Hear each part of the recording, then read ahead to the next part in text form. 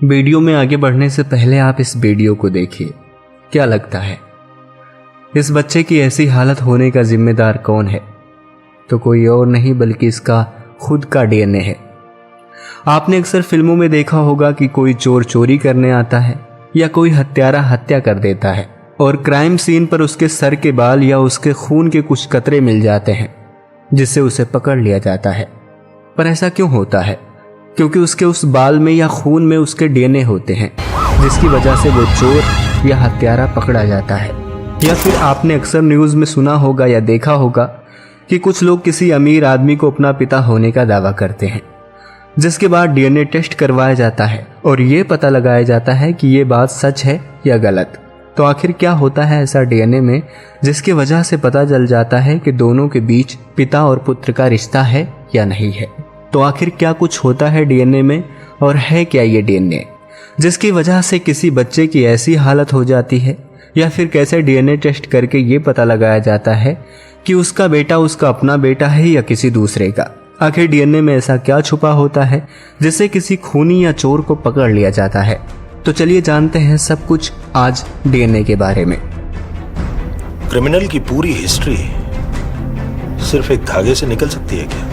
Allahabad high court ने एक अहम आदेश में कहा है कि बच्चे के पिता कौन है, ये प्रमाणित करने के लिए डीएनए टेस्ट सबसे ज्यादा वैध और वैज्ञानिक तरीका है। Well, the defense attorney for the elementary school principal who is still suspected of shooting and killing her husband said his client is cooperating fully in the sheriff's investigation.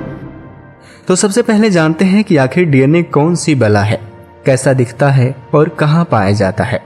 तो DNA की बनावट कुछ इस तरह की होती है। डीएनए इसका शॉर्ट फॉर्म है। इसका पूरा नाम है डीऑक्सीराइबो न्यूक्लिक एसिड। ये हमारे कोशिकाओं में पाया जाता है। अब आप सोच रहे होंगे कि कोशिका क्या है। हमारे पास तो सिर्फ हाथ, पैर, सर, लीवर, फेफड़ा और किडनी जैसे अंग हैं। फिर कोशिका कहाँ रहता है? तो कोशिका से ही हमारे लीवर, किडनी, फेफड़े और हाथ पैर बने हैं। आप इसे इस तरह से समझें, जब आपने घर बनवाया होगा तो एक एक ईंट को जोड़कर कारीगर ने पहले दीवार बनाया होगा, फिर छत बनाया होगा और फिर फर्श बनाया होगा, जिनका अलग अलग काम है। ठीक उसी तरीके से हमारे सेल से यानी हमारे कोशिकाओं से हमारे सभी अंगों का निर्माण होता है, जैसे फेफड़ा, किडनी, लीवर या दिल का, जिनका अलग अलग तरह से काम होता है। लेकिन जब हमारा शरीर माँ के पेट में बन रहा होता है, तब ये कौन बताता है कि हमारे दिल को सीने के अंदर बनाना है, ना कि सर के अंदर? या हमारे एक हाथ में 5 ही उंगलियां होनी चाहिए, ना कि 10 उंगलियां? कोई तो होता है जो ये जानकारी दे रहा होता है कि सिर्फ 2 ही आंखें बनानी है या 2 कान बनाने हैं, चेहरे के बजाय सर पर बाल को उगाना है। तो ये सब जानकारी कहाँ से मिलती है और इस तरीके से हमारे शरीर का निर्माण कैसे होता है? तो ये सब जानकारियां हमारे डीएनए में मिलती है।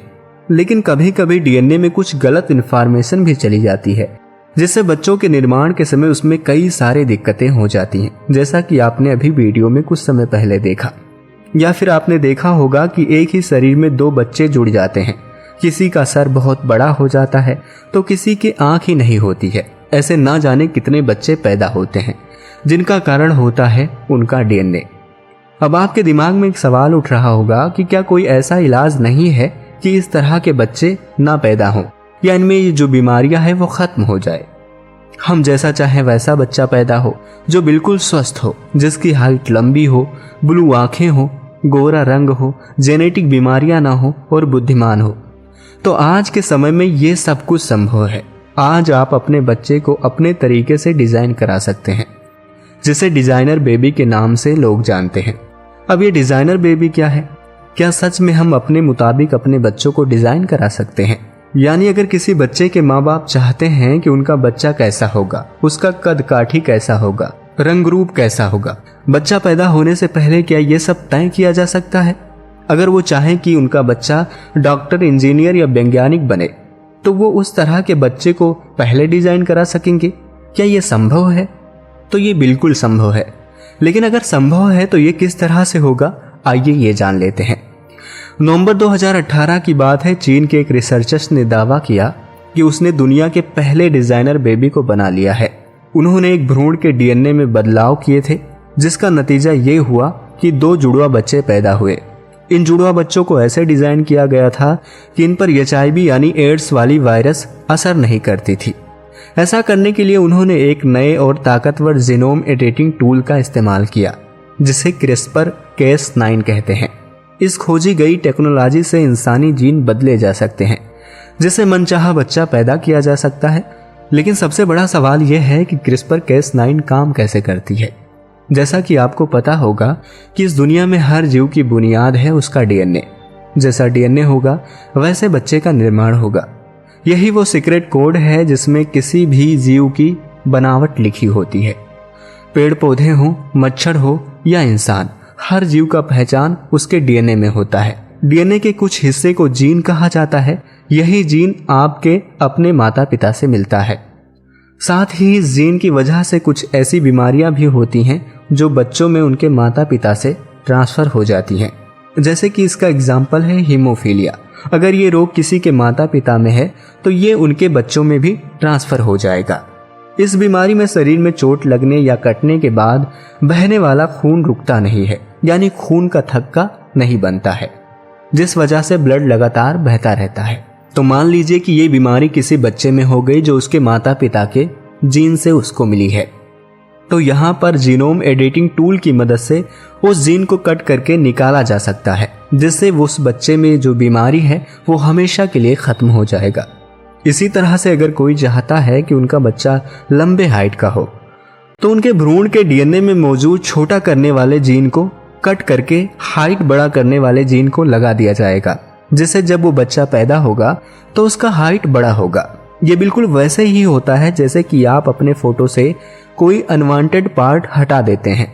पर जैसे फोटो एडिटिंग करने के लिए कई सारे टूल्स होते हैं, वैसे ही DNA एडिटिंग करने के लिए बहुत सारे टूल्स होते हैं।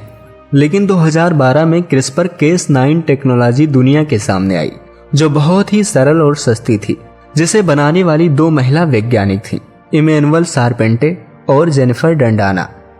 इस खोज के लिए इन दोनों वैज्ञानिकों को 2020 में नोबेल प्राइज भी मिला। लेकिन इस खोज की कहानी बहुत इंटरेस्टिंग है। ये जीनोम एडिटिंग टेक्नोलॉजी एक बैक्टीरिया से सीखी गई है। जी हाँ, एक बैक्टीरिया से। बैक्टीरिया और वायरस ऐसे सूक्ष्म जीव हैं जो हमारे शरीर पर हमला करके हमें बीमार बना देते हैं। आप तो जानते ही हैं। लेकिन वायरस और बैक्टीरिया का भी आपस में नहीं बनता है। करोड़ों साल से बैक्टीरिया और वायरस आपस में लड़ते आए हैं, पर वायरस से बचने के लिए बैक्टीरिया ने अपना इम्यून सिस्टम तैयार कर लिया। कुछ बैक्टीरिया ने एक खास तरह का सुरक्षा कवच बनाया। ये बैक्टीरिया अपने अंदर एक स्पेशल प्रोटीन बनाने लगे, जिन्हें नाम मिला कैस। ये कैस प्रोटीन कैंची की तरह काम करती है। जैसे कि कोई वायरस बैक्टीरिया पर हमला करता है, ये कैंची उस वायरस के DNA का एक हिस्सा काट कर रख लेती है। फिर DNA के इस हिस्से से एक RNA तैयार किया जाता है। यूं समझिए कि RNA उस DNA की एक फोटोकॉपी होती है, जिसकी मदद से अगली बार उस हमलावर वायरस की पहचान होगी। बैक्टीरिया के अंदर एक चीज और होता है, Cas9, जो कि सुपारी किलर की तरह काम करता है। तो इस सुपारी किलर को उस RNA वाली फोटोकॉपी थमा दी जाती है, और फिर जब वो वायरस दोबारा हमला करता है, Cas9 उसे तबाह कर देता है, और इस तरह से Cas9 बैक्टीरिया को वायरस के हमले से बचा लेता है। इस पर 2012 में वैज्ञानिकों ने इससे ये सीख लिया कि इसको अपनी तरह से कैसे इस्तेमाल किया जा सकता है। उन्हें पता चला कि बैक्टीरिया के अंदर पाए जाने वाले सुपारी किलर से आसानी से किसी जीव का DNA कटवाया जा सकता है। CRISPR-Cas9 जीनोम एडिटिंग में 2 चीजें बहुत अहम होती हैं। पहली चीज है Cas9, जिसे DNA काटने वाली कैंची भी कहा जाता है। ये DNA में किसी बताई जगह पर बहुत सटीक ढंग से कटाई करता है। दूसरी चीज है गाइड RNA। जैसे सुपारी किलर को फोटो दी जाती है किसी को मारने के लिए, वैसे ही Cas9 को ये गाइड RNA थमा दिया जाता है।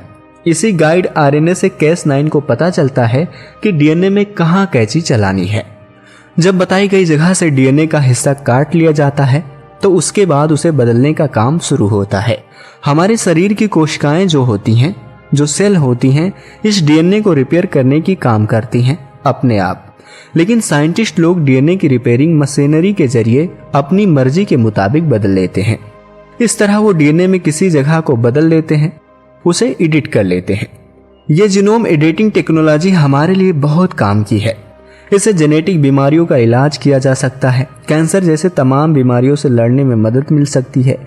हम ऐसी फसल तैयार कर सकते हैं जो सूखे में भी बर्बाद ना हो। ऐसे फल उगा सकते हैं जो लंबे समय तक फ्रेश रहे और सड़े ना।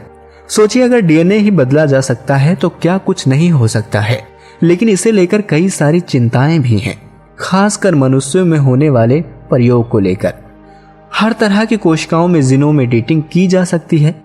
दिक्कत जब आती है जब जर्म सेल की बात होती है। जर्म सेल यानी वो कोशिकाएं जो मनुष्यों के शुक्राणु और अंड में पाई जाती हैं, जिनमें किए जाने वाले बदलाव आने वाली पीढ़ी में भी ट्रांसफर होते हैं, जो कि समाज को हर स्तर पर बांटती हैं। CRISPR-Cas9 टेक्नोलॉजी खोजने वाली साइंटिस्ट जेनिफर डडाना ने खुद बयान दिया था कि अगर इस टेक्नोलॉजी का गलत तरीके से इस्तेमाल किया गया तो लोगों के बीच बहुत सारी असमानताएं आ जाएंगी, समाज चल नहीं पाएगा और मानव जाति में बहुत सारी हानियां होंगी। और इसको सबसे ज्यादा बल 2018 में मिला, जब एक चाइनीज वैज्ञानिक ने 7 प्रेग्नेंट कपल्स के भ्रूण पर प्रयोग किए। उसने मानव भ्रूण के जीन से CCR5 जीन हटाने की कोशिश की। उसे उम्मीद थी कि ऐसा कर देने से होने वाले बच्चे में HIV नहीं होगी या वो एड्स से संक्रमित नहीं होगा। जिन 7 भ्रूणों पर एक्सपेरिमेंट किया गया, उनमें से एक भ्रूण पर यह एक्सपेरिमेंट सफल रहा। और जब लोगों के सामने ये एक्सपेरिमेंट आया तो इस पर कई सारे सवाल उठने लगे कि जो मां के पेट में पल रहे बच्चे को अपने हिसाब से डिजाइन कर सकता है, तो कहीं ना कहीं कुदरत के नियम को तोड़ रहा है। बच्चा कैसा पैदा होगा किसी को नहीं पता होता, लेकिन अगर कोई चाहे तो CRISPR-Cas9 की मदद से जीन में बदलाव करके बच्चे को गोरा पैदा कर सकता है, जिससे काले और गोरे में भेद होने लगेगा। और कोई चाहे तो अपने बच्चे को खूब बुद्धिमान पैदा कर लेगा, जिससे बुद्धिमानी के स्तर पर भेदभाव होना शुरू हो जाएगा। पर यह सब कौन कर पाएगा? जो अमीर होगा, जिसके पास पैसा होगा, वही कर पाएगा। जिससे गरीब के बच्चे का क्या होगा? वो तो गरीब ही रह जाएगा और ना ही कोई इंजीनियर बन पाएगा और ना ही कोई डॉक्टर। तब कला और बुद्धि दोनों बिकने लगेंगी और खरीदेगा कौन? जिसके पास पैसा होगा। वही डिजाइनर बेबी पैदा कर लेगा और अपने मुताबिक अपने बच्चे को बना लेगा। यानी ईश्वर की जरूरत ही नहीं होगी, इंसान खुद ईश्वर बन जाएगा। जैसा चाहेगा, जिस तरह से चाहेगा, वैसा बच्चा खुद ही डिजाइन करके पैदा कर लेगा। इसलिए इसे पूरी तरह से बैन कर दिया गया। लेकिन आज की इस टेक्नोलॉजी के जरिए यह संभव है कि कोई भी डिजाइनर बेबी पैदा कर सकता है। अच्छा, शुरू में मैंने आपको बताया था कि कैसे कोई क्रिमिनल या अपराधी अपने DNA की वजह से पकड़ा जाता है। तो ये जो प्रोसेस होती है, इसे कहा जाता है DNA फिंगरप्रिंटिंग, जिसके मदद से किसी क्रिमिनल या अपराधी को पकड़ लिया जाता है। DNA टेस्ट की मदद से कोई ये जांच कर सकता है कि उनका बच्चा खुद का है या किसी दूसरे का है। और अगर आप DNA फिंगरप्रिंटिंग और DNA टेस्ट के बारे में जानना चाहते हैं तो बस आप कमेंट करिए और हम आपको जरूर बताएंगे। तो बस अब आज के लिए इतना ही। मिलते हैं आपको अगली वीडियो में। तब तक के लिए आप अपना ख्याल रखें। Thank you.